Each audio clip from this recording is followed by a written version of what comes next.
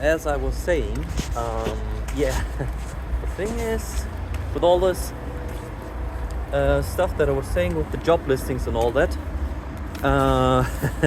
just keep applying to these bullshit jobs, because if I've learned anything from this market, when I look at the numbers, all the people talking trash, not knowing what a PDF is, or a EXE, or XE, I don't know, whatever you call it, executable file.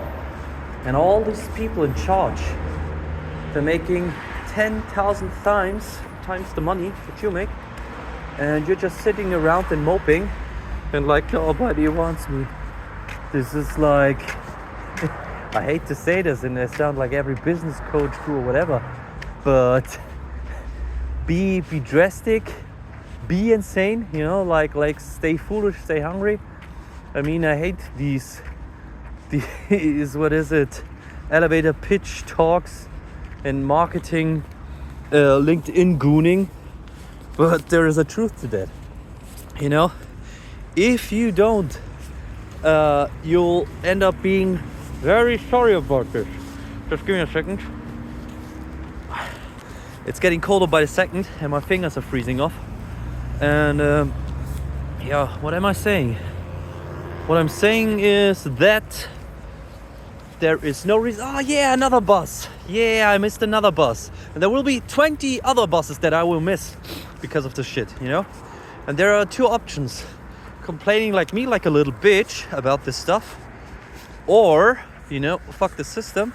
If I might quote System of a Down, in order to destroy the room, you have to enter it, enter the room to destroy it.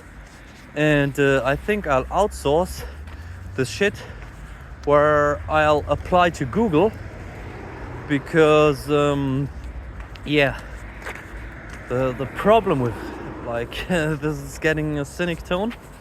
The problem with if you're too competent is that you have to act like dumb, that you don't understand technical concepts maybe, so you get like chosen for these upper echelon jobs, because this is what it feels like in some companies. I'm not saying every company. There are some business-wise and smart companies that sort of have a focus on all of this meeting stuff and whatnot.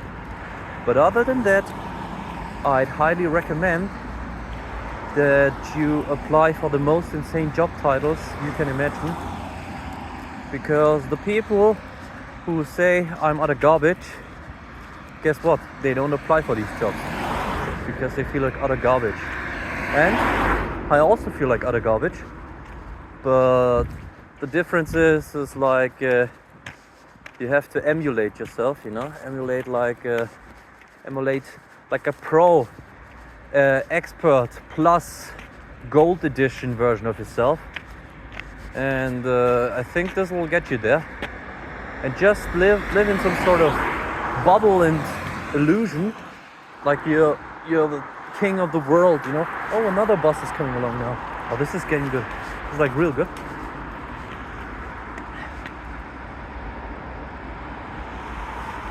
This is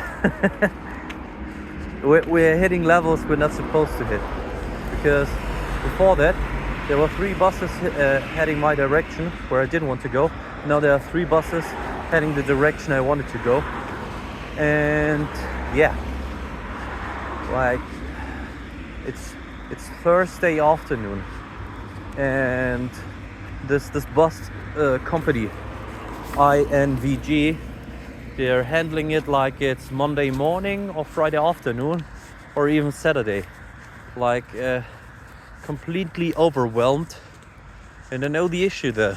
Management asks for a lot of money, and the little bit that trickles down is for the employees, and they say, no, fuck the shit, I won't do it, therefore no buses driving. Or 3 buses in like 15 minutes. Sure, why not? Go ahead, do whatever you want. But the thing is just, you need the guts, you need the balls, pull all the shit through, because I'm a great talker, I can talk your knee off, but when it comes to making the shit, It's totally another level or a deal. And for the moment, I have the excuse that I'm getting like some sort of let's say a degree. And after this degree, I'm more available, more or less, because what society demands from you, what I think is utterly insane, is getting hired, being employed, working at least 40 hours, you know, not even counting commute, back and forth from home to work and work to home. There is like no factor about where, you know, in order to make it nowadays is like one person has to take on 2 jobs or 1.5 jobs at least to make a somewhat stable you know, income. And yeah, then you have the argument to be made, but you only live once. Yeah, but there are 2 options. You work yourself to death and you might have 1 or 2 euros left, or you just say I want to live a little and you have no money left. And it's amazing when you look at all these politicians, all these smart people, you know, and they see like the working class and they spit on them, they kick them, you know. Nobody says like eat the rich. It's amazing, because it only needs like society would just need to grab one cannibal and says like, here are the addresses, here are the names, have at it, you know, happy feast, happy Easter, happy Thanksgiving, let's go for it, dude, you know, eat the rich, blah blah blah, you know. But it's not like, I also hate the statement as well, eat the rich, because what happens then? Okay, now you've eaten some rich people, so what now, huh? Do you think this money would get distributed evenly amongst the poor? No, it would go to other rich people. Then you need to have to eat those rich people. And if you follow this logic, sooner or later you're like the tribe. What is it with with the laughing disease, you know, because of eating brains and prions and whatnot, and you just die off. Because it's funny, I always think like God is like one sick freak up there, because if you look at it, you know, there is like, if you look at it from a physical or medical viewpoint, let's suppose there would be a God, you know, let's suppose for a second there would be a God, okay, and God works in mysterious ways, blah blah blah. So if he would work in logical ways, not mysterious ways, you know, let's say somebody does something bad, then he gets smitten or stricken down upon, you know, then like human trafficking, or what else is there, bombing and terrorism and cyberpunk would not be possible, you know. But he says, let's suppose if he exists, he only drew the line at cannibalism, you know. Like, I always have to think about this Morrowind difficulty slider, you know. Like, here are the play rules. You can basically do everything you want, but don't eat other people. That's the limit. And even there, you could, like, you know, you could get away with eating everything except the brain, if I'm not mistaken. There might be organs that might be more harmful and organs that might be less. There's even this one guy who, like, what was it? For experiment or science reasons, cut out a little bit of his arm and ate it or something like this. But the goal still remains: do any sick shit you like, except eating people, especially people's brains. This is where we draw the line, you know.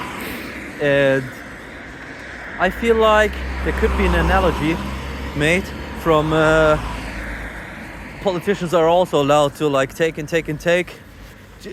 rip him all off whatever way you like and feel like it, you know. Do batshit insane crazy shit, you know. But we draw the line at, I don't know, eat the rich or the rich eating the poor, you know. Maybe this is the only line, because let's face it, it's like yeah, let's go with both narratives, you know. You have the left side who say, yeah, we are so poor because we don't have enough immigrants, let's import more immigrants, and then they work, and then you see the state apparatus with all the fucking paperwork, slowing down every immigrant to work immediately, but rather forcing them in unemployment, you know? Only a big brain, high IQ country like ours could pull shit off like this. Or from the other side, where they say, yeah, they took our jobs, you know? They took our jobs and whatnot. And if they're out, everything will be better. Because, Aryan bloodline or some shit like this. And to be honest, I hate both sides of them. And this is what a lot of people don't like to hear from a not librarian view, liberty view, you know, libertarian view, you know, like real libertarian, not this American watered down psychotic shit. I mean, like from a real perspective, there could be advantages to be made if we could hold on for a second, you know, like let's suppose we would have not supplied Ukraine with stuff for a war. First of all, wars are not so good, and like giving somebody war stuff is also not good. Even if they're in a fight, sometimes you need to learn to stay out of it, you know. And it's quite funny. It's all about proxy wars. It's all about I didn't do the war. It's all about the other. I just ordered or helped him. I just gave resources, you know. And this brings us quite fast in the same slippery slope as with Holocaust and whatnot, you know, in Auschwitz. I didn't push the button. I just made the button. And the other guy like, I didn't make the button. I just pushed the button. And the next guy is, I didn't gas these people. You know, I just drove the trains. And this is happening in a not from a Holocaust perspective or something like this, but in a general, this is abstraction, you know. Abstraction has merits in the computer world, but it also has like downsides, like this human catastrophe. But this also works in you know, it works also in like this what is it, spare time example, like I told you with the bus, you know. It's boiling down to the same examples, you know. Overall, the bus is driving at the right time, but because the bus drivers are stressed, they missed me out.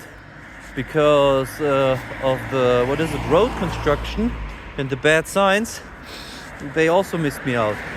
Because of this bus and that bus and me walking here and there, you know, there were like 3 buses coming in 5 or 10 minutes in the direction I didn't want, and 10 minutes in the other direction that I wanted.